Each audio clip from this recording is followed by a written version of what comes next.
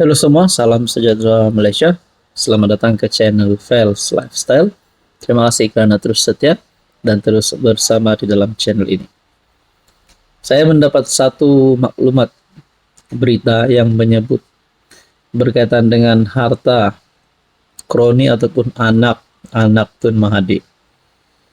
Mungkin ramai yang tidak tahu di luar sana, tapi mungkin ramai juga yang tahu kekayaan Tun Mahathir bersama dengan anak-anak beliau.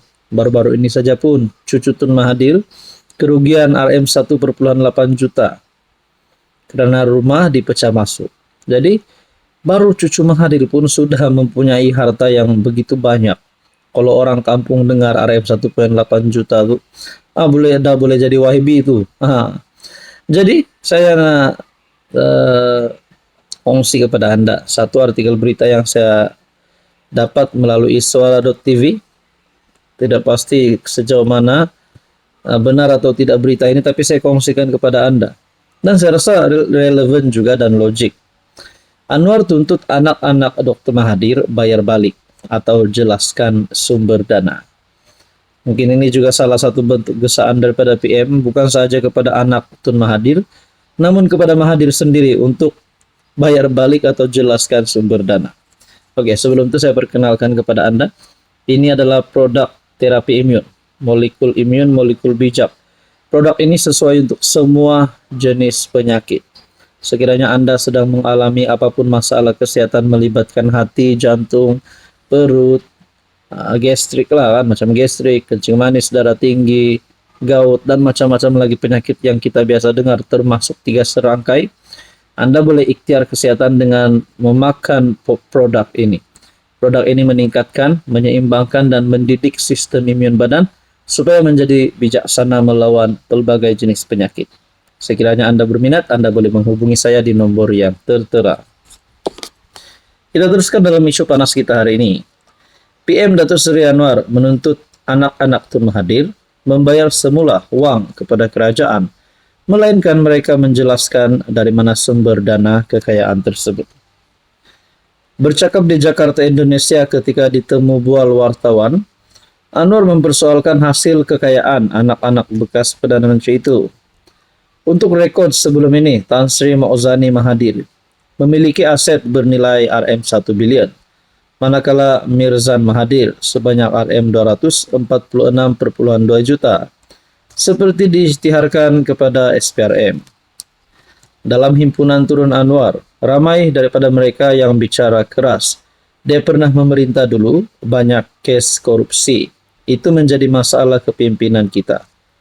Saya tidak pilih untuk mendera orang dengan tuduhan palsu. Saya serahkan kepada SPRM. Kalau ternyata dia declare isytihar, bukan orang tuduh. Dia declare, saya Mahathir punya ini atau anak saya Rm 1,2 bilion. Seorang lagi Rm 4 bilion, bayarlah mereka-mereka, seru Anwar. Bagaimanapun, Anwar yang juga Menteri Keuangan memberitahu adalah aneh kerana pembangkang di Malaysia mempertahankan perkara itu. Tapi ini pembangkang pertahankan. Aneh kan? Sepatutnya pembangkang itu keras melawan rasuah. Tapi pembangkang melindungi para koruptor kerana ini didukung oleh Pak Mahathir. Anaknya declare punya 1,2 bilion. Bayar balik melainkan you explain dari mana sumber dana, tegas Anwar. Jadi saya timbullah satu persoalan daripada saya sendiri. Adakah sebenarnya pembangkang tak nak cakap tentang rasuah pada kebelakangan ini? Pertama, kerana beberapa pemimpin pembangkang terlibat dengan kes mahkamah. Dan kedua, adakah Mahathir sebenarnya sedang mendanai Muhyiddin, mendanai PAS, Bersatu ataupun Perikatan Nasional? Nah, itu yang menjadi persoalannya. Jadi saudara-saudara, apa yang berlaku selepas ini kita nantikan saja. Hai, hello, salam sejahtera Malaysia. Selamat datang ke channel Fels Lifestyle. Terima kasih kerana terus setia dan terus bersama di dalam channel ini. Himpunan Turun Anwar telah menjadi semakin panas.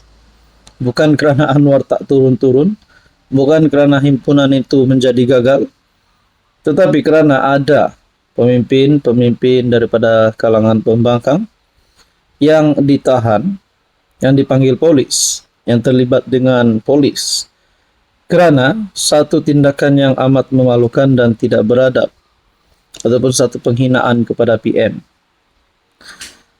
Satu patung dibuat menyerupai Datuk Seri Anwar Ibrahim, lalu patung itu disebat.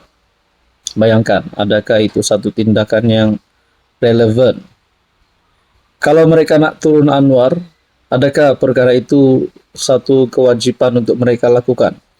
Bukankah itu boleh mengajarkan satu nilai ataupun satu pembawaan negatif kepada anak-anak muda, terutamanya kepada kanak-kanak, sekiranya mereka melihat video itu? Nah, itu satu bentuk penghinaan dan satu perkara yang tidak wajar dilakukan oleh pembangkang, oleh Perikatan Nasional ataupun oleh semua yang terlibat dengan Himpunan Turun Anwar yang melakukan perkara itu. Oke, sebelum saya teruskan, saya nak kongsi kepada Anda, ini adalah produk terapi imun, molekul imun ataupun molekul bijak.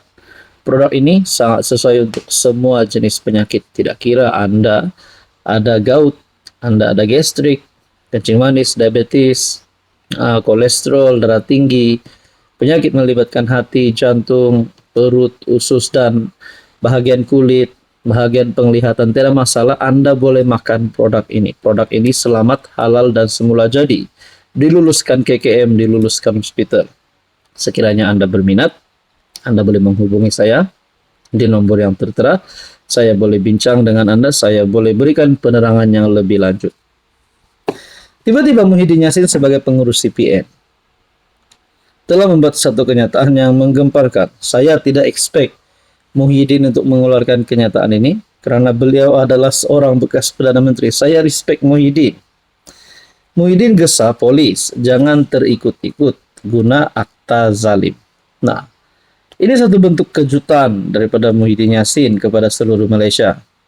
Pengurus CPN Muhyiddin Yassin menggesah pihak polis agar berhenti menggunakan undang-undang zalim kepada pihak yang mengkritik kerajaan.